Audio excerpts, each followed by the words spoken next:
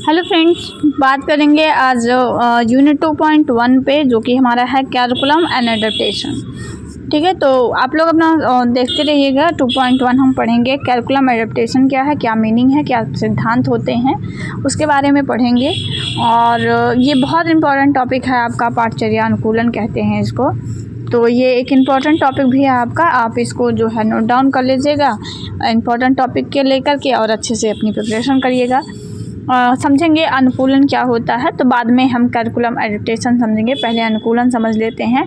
आप लोगों ने चाइल्ड डेवलपमेंट एंड लर्निंग पढ़ा होगा, ठीक है। देखिए, जो हम प्रीवियस पढ़ के आते हैं ना, वो हमारा पिछले वाला हमारा ज्ञान होता है, उसको रिलेट करके पढ़ेंगे तो चीज़ें बेहतर समझ में आएगी। आप लोगों ने जीन पियाजे का पढ़ा होगा, उन्होंने भी अनुकूलन के बारे में बताया था।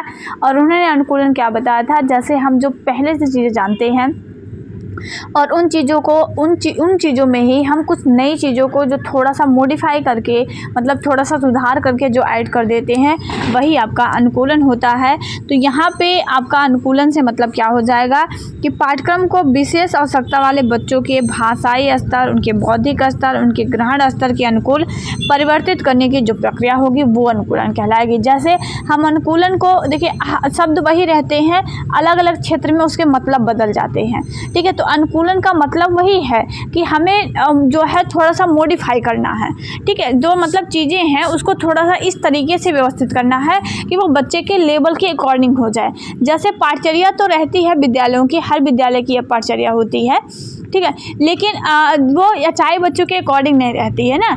तो हमें क्या करना है, यचाई बच्चों के लेवल के अकॉर्डिंग वो पाठचर्या हो जाए, बच्चे उसे आसानी से समझ पाएँ, उससे आसानी से पढ़ सके। वो उस लेवल का बनाने के लिए हम पाठचर्या में जो सुधार करते हैं वही आपका अनुकूलन हो जाता है, ठीक है। अनुकूलन विशिष्ट उद्देश्यों के अनुरूप जो बदलाव लाए जाते हैं उसे हम अनुकूलन कहते हैं। कि आप बच्चों को एक उचित शिक्षा देने के लिए, बच्चों के लेवल के अकॉर्डिंग उनको एजुकेशन प्रदान करने के लिए आप जो भी पाठ्यक्रम में थोड़ा बहुत सुधार करते हैं, थोड़ा परिवर्तन करते हैं, वही आपका कहलाता है कैरिकुलम, मतलब एडेप्टेशन होता है। और कैरिकुलम में करेंगे तो कैरिकुलम एडेप्टेशन, पाठचर्या में ही तो करेंगे तो पाठचर्या में करेंगे तो पाठचर्या अनुकूलन, यही कहा गया है। बाकी मैं आपको बता देती हूँ, पाठचर्या अनुकूलन को अंग्रेजी में कैरिकुलम एडेप्टेशन कहते हैं। इसमें विशेष आवश्यकता वाले जो बच्चे रहते हैं, देखिए कैरिकुलम एडेप्टेशन सिर्फ यचाई बच्चों के लिए नहीं किया जाता, सभी प्रकार के बच्चों के लिए किया जाता है। लेकिन अगर बात करते हैं तो जो विशेष आवश्यकता वाले बच्चे, मतलब स्पेशली यचाई के ट्रेड से हम डीएड कर रहे हैं तो यचाई को ही लेकर चलेंगे। तो जो यचाई वाले बच्चे रहते हैं, ऐसे बच्चों के अनुरूप जब हम पाठ्यवस्तु को, जो विषय वस्तु हमारी है उसमें, और जो हमारी पढ़ाने के तरीके हैं उनमें जब हम परिवर्तन लाते हैं, तो उनमें जो परिवर्तन बच्चों की नीड के अकॉर्डिंग लाया जाता है, उसी को कहते हैं पाठचर्या अनुकूलन। यह एक डायनेमिक प्रोसेस होती है, मतलब एक गतिशील प्रक्रिया है आपकी, जो विशेष आवश्यकता वाले बच्चों के निर्धारित कार्यक्रम को उनकी अधिगम प्रक्रिया आवश्यकता के अनुरूप संशोधित या रूपांतरित जो है वो किया जाता है। कि जब एक गतिशील प्रक्रिया, ऐसा नहीं है कि आपने एक दिन थोड़ा चेंजमेंट कर दिया तो वो आपका हो जाएगा। लगातार की ये प्रोसेस होती है कि जैसे बच्चा समझ सकता है उस अकॉर्डिंग आप बच्चों को समझाइए। जैसे अगर आपने बच्चे को जो है वो लेक्चर मेथड से आपने बच्चों को समझा दिया और बच्चों को लेक्चर समझ में नहीं आ रहा है, तो आप बच्चों को लेक्चर न दे करके जो खेल विधि के माध्यम से बच्चों को समझाएंगे कि जो शिक्षण विधियां हैं उनमें भी आप जो परिवर्तन लाते हैं, तो वो सभी आपकी जो है कहलाती हैं कैरिकुलम एडेप्टेशन। और उद्देश्य पे बात करते हैं कि ऐसा करने के पीछे हमारा क्या लॉजिक होता है, क्या हमारा पर्पज होता है कि हम पाठ्यक्रम को बच्चे की नीड के अकॉर्डिंग जो है वो परिवर्तित करते हैं। तो देखिए, पाठ्यक्रम अनुकूलन का जो उद्देश्य होता है ये यह होता है कि बच्चों में वांछित शिक्षण ज्ञान को उनके अनुरूप बनाकर उन्हें उनका जो ज्ञान है वो प्रदान किया जाए। कि जैसे हम पढ़ाना चाहते हैं यचाई बच्चों को, तो अगर हम वही सिलेबस बच्चों को पढ़ा देंगे जो कि एक सामान्य बच्चों को पढ़ाया जाता है, तो वो चीज़ें मान लीजिए अगर उनको समझ में नहीं आ रही हैं, तो हमें अपनी शिक्षण विधि में परिवर्तन लाना है और बच्चा ज्ञान को प्राप्त कर सके। हर बच्चा सीख सकता है और उसको सिखाने के लिए हम अपने तरीक़ों में जो परिवर्तन लाते हैं वो ज़रूरी है, ताकि सभी बच्चों को जो ज्ञान है वो प्राप्त हो सके। और साथ साथ उनकी अभिव्यक्ति की जो योग्यता है उसके आधार पर भी किया जाता है। और पाठ्यचर्या अनुकूलन का जो सबसे मुख्य उद्देश्य होता है वो होता है विशेष बच्चे को जो उसकी आवश्यकता है उसकी समझ को विकसित करना और बच्चे को जो है एक ज्ञान जो है वो प्रदान करना, इसके लिए ये किया जाता है। और बात करते हैं इसके क्या सिद्धांत होते हैं। मैंने आपको बहुत बार समझाया है, जैसे आप प्रिंसिपल देखते हैं ना, तो बहुत बच्चे ऐसे होते हैं जिनको मतलब नहीं समझ में आता प्रिंसिपल का। तो मैं जो है एक मतलब बिल्कुल सिंपल सा आपको चीज़ बताती हूँ इसमें, कि आप समझिएगा कि कुछ ऐसे नियम हैं जिनको अगर आप फॉलो करते हैं तो आप बेहतर पाठचर्या अनुकूलन कर पाएंगे, और अगर आप उन नियमों को फॉलो नहीं करते हैं तो आप बेहतर पाठचर्या नहीं कर पाएंगे। तो पाठचर्या अनुकूलन करने के जो तरीके हैं ना, वही आपके सिद्धांत होते हैं। तो पहला आपका बाल केंद्रिता का सिद्धांत होता है, मतलब जब भी आप पाठचर्या अनुकूलन करेंगे तो आपको जो सेंटर में जिसको रखना है वो आपका बच्चा होगा। जिस भी बच्चे के लिए, या चाहे VI, IDD, सामान्य, किसी भी बच्चे के लिए आप पाठचर्या अनुकूलन कर रहे हैं तो आपको ध्यान रखना है कि जो बालक की क्या ज़रूरतें हैं, जो बच्चा है उसकी क्या ज़रूरत है, उसकी रुचि क्या है, उसकी मनोवृत्ति क्या है, क्या उसकी योग्यता है, उसकी क्षमता क्या है, कि उसका बुद्धि कितना है, उसमें परिपक्वता कितनी है, इन सभी का आपको ध्यान रखना है। मैं एक शब्द में कहूँगी कि बाल केंद्रिता सिद्धांत का मतलब होता है कि बच्चे को ध्यान में रख करके आप उनके लिए पाठचर्या अनुकूलन करेंगे। दूसरा है जीवन से संबंधित होने का सिद्धांत। आपने जो पाठचर्या के सिद्धांत पढ़े थे उन सभी नियमों का पालन आपको पाठचर्या अनुकूलन में भी करना रहता है, कि विद्यार्थियों को वो चीज़ें आप पढ़ाएंगे या वो चीज़ों, जैसे आप पाठचर्या है उनकी, आप उसमें कुछ परिवर्तन कर रहे हैं, ठीक है, तो आप जो परिवर्तन कर रहे हैं वो ऐसा परिवर्तन करिए कि उनके जीवन में वो चीज़ें उपयोगी हों। कहीं ऐसा ना हो कि आप पाठचर्या अनुकूलन करने के चक्कर में बच्चे के जीवन के उपयोगी तथ्यों को छोड़ करके जो निरर्थक चीज़ें हैं आप उसको उस पाठचर्या में अनुकूल कर दीजिए। तो ऐसा नहीं करना चाहिए, ये पाठचर्या का सही अनुकूलन नहीं कहलाएगा। पाठचर्या अनुकूलन का सही मतलब तब होगा जब आप बच्चे के लिए उन सिलेक्टेड चीज़ों को जो है आप मतलब उन चीज़ों को आप सिलेक्ट करें जो उनके जीवन के लिए उपयोगी हो, तो यह पाठचर्या अनुकूलन आपका सही रहेगा। अगला है सृजनात्मक शक्ति के विकास का सिद्धांत। देखिए, जब आप पाठचर्या अनुकूलन कर रहे हैं या शिक्षण विधियों में परिवर्तन ला रहे हैं तो इस तरीके से लाइए कि उनकी जो सृजनात्मक शक्ति है उसका आप विकास कर सके। अगला है सभ्यता एवं संस्कृति का सिद्धांत, मतलब बालकों में अपनी सभ्यता एवं संस्कृति का जो विकास है वो आवश्यक है, उनमें उनके संरक्षण का विकास जो है वो प्राप्त हो सके, ऐसा आपको करना है। अनुभव की पूर्णता का सिद्धांत, मतलब बालक के संपूर्ण विकास करने के लिए आवश्यक है कि पाठ्यक्रम में सह पाठ्यक्रम संबंधी क्रियाओं को सम्मिलित किया जा सके। कि आप जब पाठचर्या अनुकूलन कर रहे हैं तो सिर्फ आपको उसके सिलेबस में ही परिवर्तन नहीं लाना है, बल्कि जो अदर एक्टिविटियाँ हैं, जो जैसे आपका एक शैक्षिक और साथ शैक्षिक गतिविधियाँ होती हैं। मैंने आपको बताया था शैक्षिक गतिविधियों का मतलब जो आपको सिलेबस पढ़ाया जाता है, और साथ शैक्षिक गतिविधियों का मतलब है तो सिलेबस के बाहर की जो चीज़ें आपको पढ़ाई जाए, जैसे गायन, नाटक, ये सारी चीज़ें कराई जाए। तो आपको सिर्फ उनके शैक्षिक गतिविधियों में ही परिवर्तन नहीं लाना है, साथ शैक्षिक क्रियाकलापों में परिवर्तन लाना है। कि जैसे मान लीजिए एक बच्चा है जो लोकोमोटर डिसेबल है, आपका LD का शिकार है बच्चा, तो ऐसा ना हो कि आप वो सभी बच्चों के लिए दौड़ प्रतियोगिता ही करवाएं। बच्चा नहीं दौड़ सकता तो कोई और प्रतियोगिता करवाइए, उसके लेवल के अकॉर्डिंग आपको करवाना है, ठीक है। तो आप ऐसे ही करवाइए, और जिससे बच्चे को हर एक प्रकार के जो अनुभव है वो बच्चे को मिल सके और बच्चा का अपना जो विकास है वो हो सके। आपको ऐसा पाठचर्या अनुकूलन करना है जो बच्चे के लिए उपयोगी हो, बच्चे के जीवन के लिए उपयोगी हो, उसके वर्तमान और भविष्य के लिए उपयोगी हो। ऐसे ही पाठचर्या अनुकूलन आपको करना है। वह जो आपने पढ़ा है सब वाली चीज़ें हैं, बस आपको थोड़ा सा ध्यान रखना है कि बात इसमें हमें पाठचर्या अनुकूलन की जा रही है। आप ऐसे चीज़ों को उसमें इंक्लूड करिए जो प्रजातांत्रिक मूल्यों का विकास कर सके, वो चीज़ें आपको करनी है, और हर एक प्रकार के सब्जेक्ट को इंक्लूड कर सके, ऐसी पाठचर्या का अनुकूलन आपको करना है। ऐसा ना हो कि आप जो है परिवर्तन कर रहे हैं और आप सिर्फ किसी एक सब्जेक्ट को ही ध्यान में रख रहे हैं। आपको हर एक सब्जेक्ट को एक सब्जेक्ट के द्वारा दूसरे सब्जेक्ट का ज्ञान दिया जा सके, ऐसे ही पाठचर्या अनुकूलन करना है। जैसे मैंने आपको जो है, मैं आप पढ़ा तो आपको कैलकुलम का पेपर रही हूँ, पर मैं उसमें आपके अनुकूलन में मैंने आपको जीन पियाजे को शामिल कर दिया कि एक दूसरे विषय को लेकर के एक दूसरे विषय को जो है जोड़ करके पढ़ाया जाए। तो ऐसे ही पाठचर्या अनुकूलन आपको करना है। लक्ष्य और उद्देश्यों की प्राप्ति में सहायता का सिद्धांत, जो भी आप पाठचर्या अनुकूलन करेंगे, जो भी बच्चे की नीड के अकॉर्डिंग आप उनके लिए निर्धारित कर रहे हैं चीज़ें, वो ऐसी हो कि जिस लक्ष्य के लिए वो पढ़ रहे हैं वो लक्ष्य उसमें प्राप्त हो सके, ठीक है। जैसे आप उनके लिए मान लीजिए आप उनके मैथ के किसी टॉपिक को आप हटा रहे हैं, तो ऐसा ना हो कि उस टॉपिक को हटा देने से आगे चलकर उनको परेशानियां हो सके। आप उन टॉपिक को जरूर हटा सकते हैं जो उनके जीवन में उपयोगी नहीं है या जो बहुत ज़्यादा बच्चे के लिए नेसेसरी नहीं है, उन टॉपिक्स को हटा दीजिए या उन चीज़ों को आप थोड़ा सा मॉडिफाई कर दीजिए। लेकिन आपको सभी को जो है वो जो बच्चे का लक्ष्य है, जिस लक्ष्य के लिए आप उसको पढ़ा रहे हैं, वो लक्ष्य आपके कैरिकुलम में आपको नज़र आना चाहिए। आपको उन लक्ष्यों के बाहर की, जैसे कोई ऐसी चीज़ें बच्चों को मत पढ़ाइए जो कि बच्चे के जीवन में उपयोगी ना हो। ठीक है, यही है आपका, और बाकी कुछ में नहीं है। जो भविष्य का निर्माण कर सके, उसके भविष्य में बच्चे को अच्छा एजुकेशन दे सके, ऐसी ही पाठचर्या आपको बनानी है। 2.3 है आपका need for curriculum adaptation at pre primary level.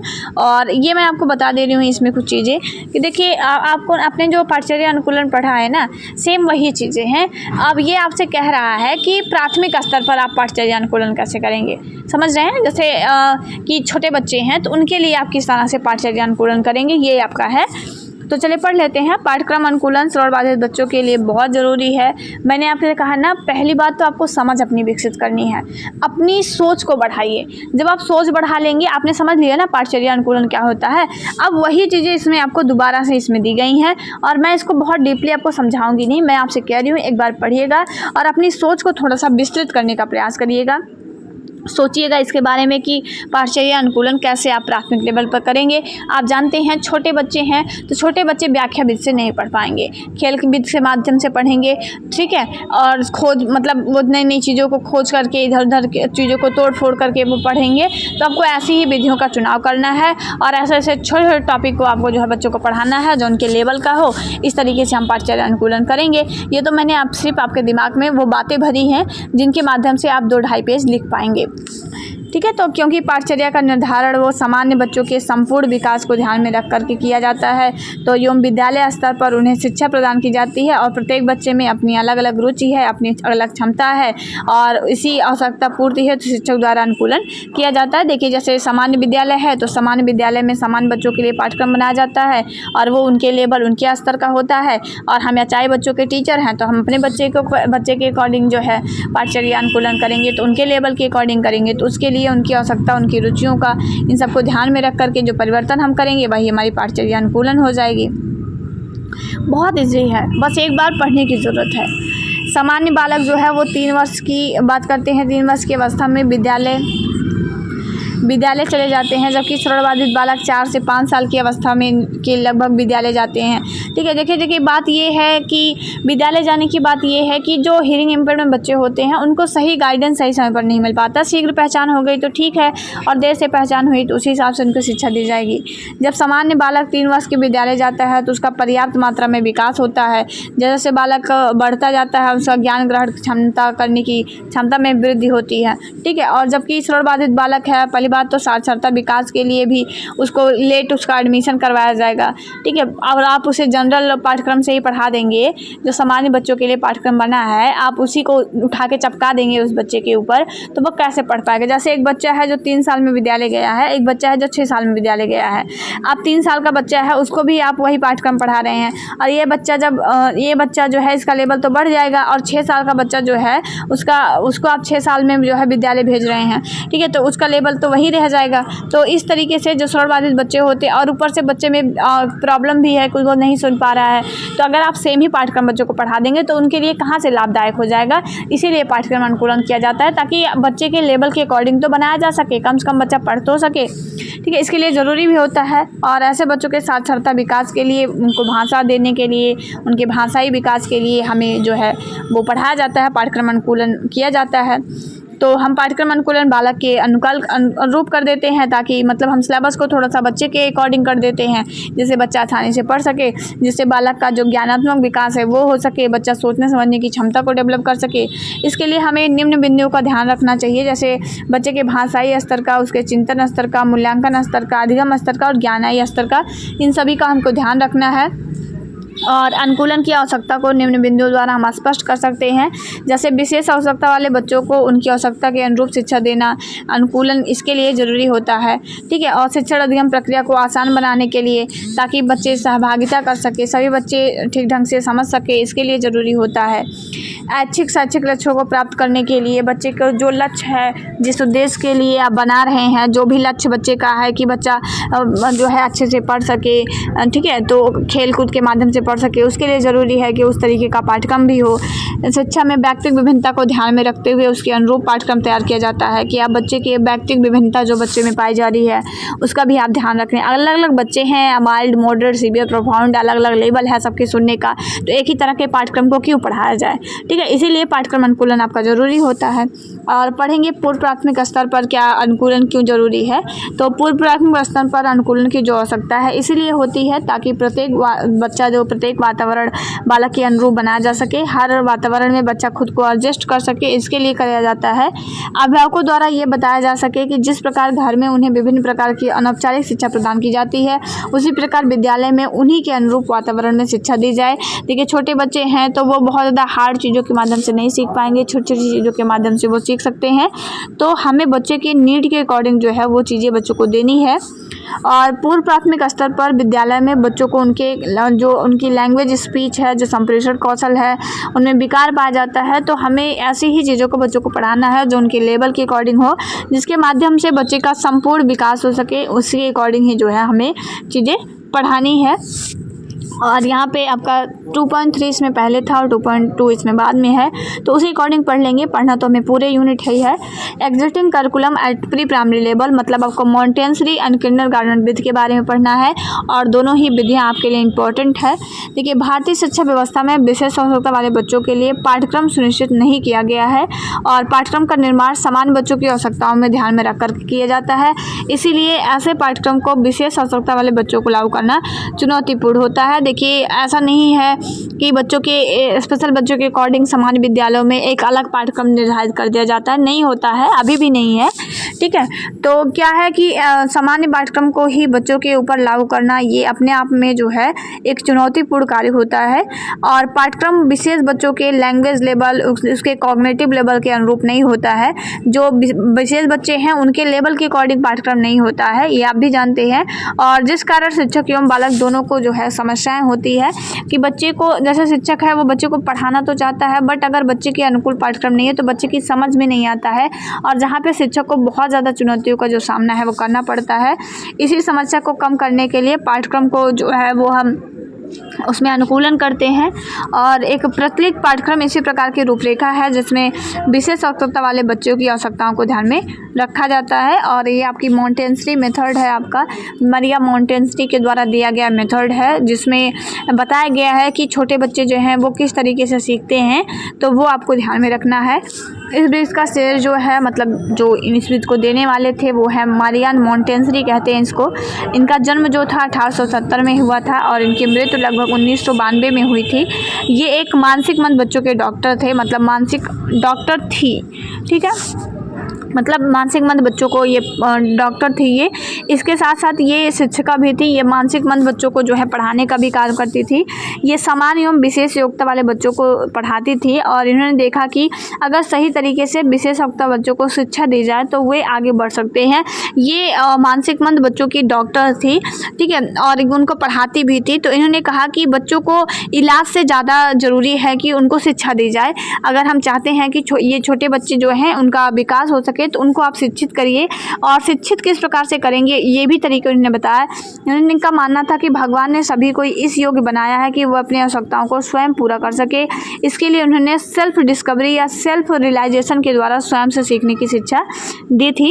उन्होंने पहले व्यक्तिगत शिक्षा पर फोकस ने कहा था, जिसके लिए उन्होंने इंद्रिय प्रशिक्षण एवं सेंसरी ट्रेनिंग को आवश्यक माना था। देखिए ये शॉर्ट टाइप के क्वेश्चन के लिए इंपॉर्टेंट है, आपसे पूछा अगर जैसे जाता है कि संवेदीय शिक्षण जो है वो किसके द्वारा दिया गया था या इंद्रियों द्वारा सीखने की बात कौन करते हैं, तो वो मरिया मॉन्टेसरी थी, जो कहते थी कि बच्चे को उनकी सेंस का इस्तेमाल करके, मतलब जो आपके 5 ऑर्गन्स हैं आपके, उनका इस्तेमाल करके आपको बच्चों को सिखाना है। इंद्रियों के माध्यम से बच्चों को सिखाइए, और जिसके लिए सर्वप्रथम जो है इन्हें ज्ञानेंद्रियों से संबंधित उनके प्रयोग एवं उपयोगिता के लिए शिक्षा दी जाए।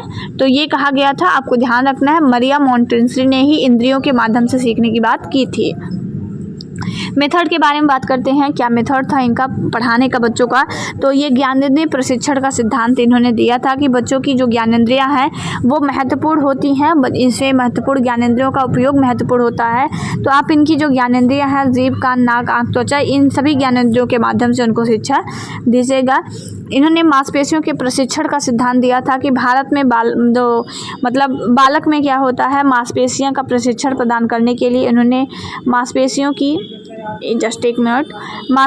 की क्रियाशीलता को जो है इन्होंने बहुत महत्वपूर्ण माना था, जिसकी सहायता से उन्हें पढ़ने लिखने इत्यादि कार्यों में जो है सहायता मिलती है, जिससे बालक में आत्मविश्वास आता है।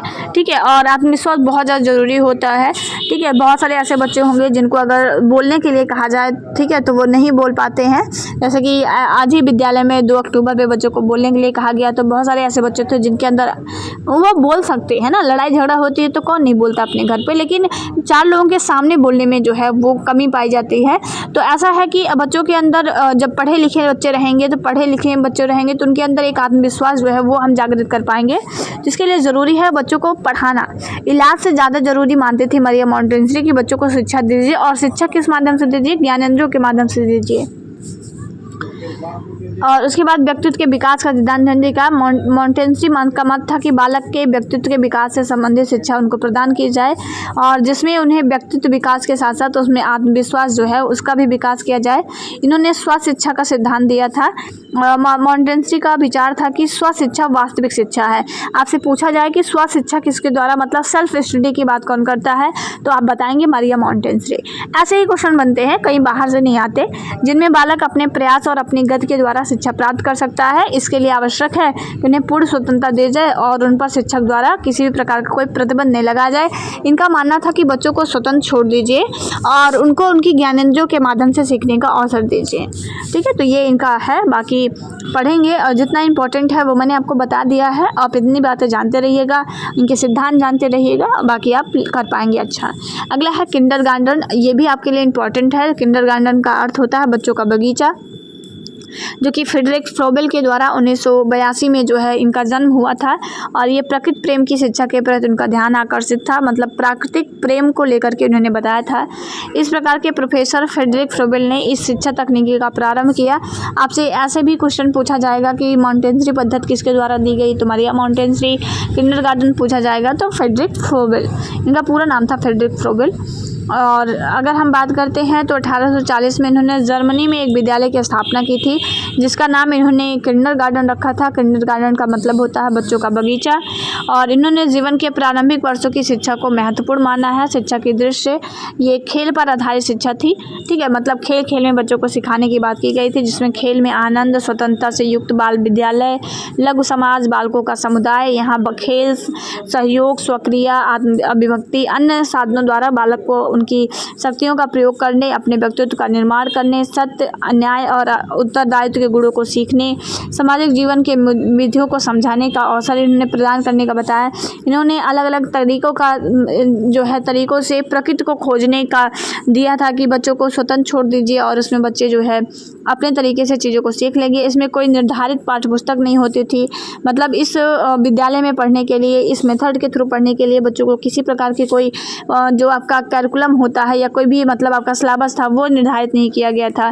फ्रोबेल मानते थे कि गीत के गतिविधियों का निर्माण के माध्यम से बालक स्वयं सीखता है, कि बच्चे खुद ही जो है प्राकृतिक वातावरण में स्वतंत्र रूप से वो खुद ही खोज के माध्यम से स्वयं सीख लेंगे। नाटक, गीत, कविता एवं चित्रों के प्रयोग से उनमें गतिविधियों का जो विकास है वो स्वयं हो जाएगा। फ्रोबेल यह भी मानते थे कि यह शिक्षा उन्हें उपहार के रूप में भी होनी चाहिए, जिससे बालक को कार्य करने के उपरांत अवसर प्रदान किया जा सके और उसमें अनेक प्रकार की जो गतिविधियां हैं उन गतिविधियों को भी जो है वो विकसित किया जा सके। आगे इनके प्रिंसिपल के बारे में पढ़ेंगे, जो इनके सिद्धांत हैं उनके बारे में जानेंगे। तो पहला ही इनका सिद्धांत है कि बच्चों को उनके विकास के अनुकूल जो है वो नियमों को जो है शिक्षा दी जानी चाहिए, मतलब बच्चे को जिस लेवल पर बच्चे हैं उनके अकॉर्डिंग ही उनको शिक्षा दी जानी चाहिए। बच्चों को इस प्रकार की शिक्षा देनी चाहिए कि विभिन्नता में एकता को पहचानने में वो सक्षम हो सके, अलग अलग जो विभिन्नताएँ हैं उनमें वो एकता को पहचान सके, वो खुद चीज़ों को खोज सके और वो जानकारियाँ एकत्र कर सके। शिक्षा में सामाजिक भागीदारी के द्वारा सृजनात्मक क्रियाओं को स्वतः विकास पर बल देना चाहिए। बच्चों को खेल माध्यम से शिक्षा जो है वो प्रदान करनी चाहिए। बच्चों के लिए इस प्रकार की शिक्षा होनी चाहिए जो उनमें समाजीकरण की जो भावना है उसका विकास कर सके। तो इस प्रकार हम कह सकते हैं कि जो फ्रोबेल द्वारा प्रस्तावित किंडरगार्टन मेथड में खेल द्वारा पढ़ाई पर जोर दिया जाता था। आपसे पूछा जाएगा कि खेल विधि के माध्यम से पढ़ाने की बात कौन करता है, तो बता दीजिएगा ना कि फ्रोबेल के द्वारा किया गया था। तो खेल विशुद्ध आध्यात्मिक गतिविधि है जिसके लिए जटिल, देखिए खेल में बच्चों का, छोटे बच्चों का इंटरेस्ट भी बहुत होता है। तो ये विधि बहुत अच्छी थी कि बच्चों को खेल विधि के माध्यम से सिखाया जाए, बच्चों को खुद को एक्सप्लोर करने का मौका दिया जाए, बच्चों को खोज विधि के माध्यम से सिखाएं, उनको प्रकृति में स्वतंत्र छोड़ करके उनको सिखाया जाए, नाटक, गीत, गायन प्रतियोगिता इन सब के माध्यम से सिखाया जाए। अब इसके किंडरगार्टन मेथड के कुछ गुण के बारे में बात करेंगे, क्या इसकी विशेषताएं थी, जिसमें शारीरिक, मानसिक, नैतिक विकास की एकता पर बल देती थी। यह विभिन्न प्रकार के खेलों और व्यापारों के द्वारा बालक की उन इंद्रियों को प्रशिक्षित करता है। यह विधि खेल को शिक्षण का आधार मानती है, इसे खेल विधि भी कहते हैं। और जिसका कारण यह है कि ये खेल के द्वारा शिक्षण जो है वो प्रदान करना इसमें महत्वपूर्ण है। यह 2 शिक्षण सूत्रों का अनुसरण करती है, सरल से सामान्य से जटिल और स्थूल से सूक्ष्म। और जो है सामान्य से जटिल का मतलब होता है कि छोटी छोटी जो चीज़ें, जो सरल चीज़ें हैं उनको सिखाते हुए बच्चों को कठिन चीज़ें सिखानी चाहिए, जो जटिल चीज़ें हैं उनको सिखाइए। स्थूल से सूक्ष्म का मतलब होता है कि जो चीज़ें वो स्पर्श कर सकते हैं, जो स्थूल में है, जो विस्तृत रूप में है, उन चीज़ों को एक बड़े पैमाने पर सिखाते हुए उनको छोटी छोटी चीज़ों के बारे में बताना चाहिए। यह पद्धति करके सीखने के सिद्धांत पर बल देती है, जहाँ पे बच्चों को खुद करके क्रियाशीलता के माध्यम से वो सीखते हैं, जिससे उनके अंदर आत्मविश्वास जो है वो डेवलप होता है आपका। और यह पद्धति मनोवैज्ञानिक है। मनोवैज्ञानिक का मतलब है बच्चे की नीड को ध्यान में रख करके इसमें बच्चे को शिक्षा जो है वो प्रदान की जाती थी। और यह पद्धति बालक को स्वतंत्र वातावरण प्रदान करती है और इसके माध्यम से बच्चे खुद को एक्सप्रेस कर सकते हैं। और इसके कुछ दोष भी हैं, हर सिक्के के 2 पहलू, कुछ दोष तो कुछ मतलब लाभ तो कुछ हानियाँ। जैसे मैं आपको पढ़ा रही हूँ तो कुछ इसमें सभी को फ़ायदा तो नहीं होगा, ठीक है, 100% फ़ायदा तो सभी को नहीं होगा। मुझमें ऐसा नहीं है कि मैं बहुत अच्छा पढ़ा रही हूँ, मुझसे भी अच्छे पढ़ाने वाले हैं, तो मुझमें कुछ गुण है तो मुझमें कुछ दोष भी हैं। तो ऐसे ही जो विधियाँ होती हैं, कोई भी चीज़ है उसके 2 पहलू होते हैं, उसमें कुछ गुण है तो उसमें कुछ दोष भी हैं। तो इसके दोष भी पढ़ लेते हैं, ठीक है। हमारे एग्जाम के लिए इम्पॉर्टेंट है ये सारी चीज़ें जो हम आपको पढ़ा रहे हैं। इस पद्धति में बालक को पढ़ाया जाने वाले विषयों में किसी प्रकार की कोई सहसंबंध नहीं होता था। देखिए बच्चे जब अलग अलग चीज़ों को अलग अलग तरीके से सीख रहे हैं, कोई पाठ्यपुस्तक नहीं है, तो विषयों में कोई सहसंबंध भी नहीं होता था, ये इसका दोष है। बालक से अनुचित आशा की जाती है, खेल के फ्रोबेल के दार्शनिक विचारों को समझ सके। देखिए आप छोटे बच्चों से ये आशा कर रहे हैं, देखिए अच्छी विधि है खेल विधि के माध्यम से पढ़ाई, लेकिन इसका दोष ये है कि जैसे आप छोटे छोटे बच्चे हैं, आप उनसे आशा कर रहे हैं कि वो स्वयं से करके सीख लेंगे, स्वयं से ही चीज़ों को खोज लेंगे, तो ये उतना ज़्यादा वो नहीं है। छोटे बच्चे हैं, उनका लेवल कम है। इस विधि में बालक के व्यक्तित्व के पर्याप्त स्थान नहीं होता है, ठीक है, व्यक्तित्व के विकास के लिए। और इसके उपयोग किए जाने वाले उपहार कृत्रिम है और उनको प्रस्तुत करने की जो विधि है वो मनचाही है। इस विधि में फ्रोबेल ने एकता के सिद्धांत पर इतना अधिक बल दिया कि ये अस्पष्ट और काल्पनिक हो गया है। तो ये है आपका, बाकी 2.5 पढ़ लेंगे हम। चलिए तो 2 पार्ट में करके पढ़ेंगे ज़रूर, लेकिन 2 पार्ट में करके पढ़ेंगे, ठीक है, तो जहाँ से आप आसानी से पढ़ पाए। और 2.4 और 2.5 हम दोनों पढ़ लेंगे, तो कोई प्रॉब्लम नहीं है, छोटे छोटे टर्म में करके हम इसको पढ़ लेंगे। एक मिनी वीडियो आप इसको मान लीजिएगा, ठीक है। तो अभी हम यहाँ तक ही पढ़ेंगे, आगे की क्लास में आपको कंटिन्यू प्रोवाइड करवा दूँगी कल सुबह तक। तो मिलेंगे नेक्स्ट वीडियो में, और वीडियो को एक बार शेयर ज़रूर कर दीजिएगा अपने दोस्तों तक। और चलिए ठीक है, तो फिर मिलेंगे नेक्स्ट वीडियो में। जय हिंद, वंदे मातरम।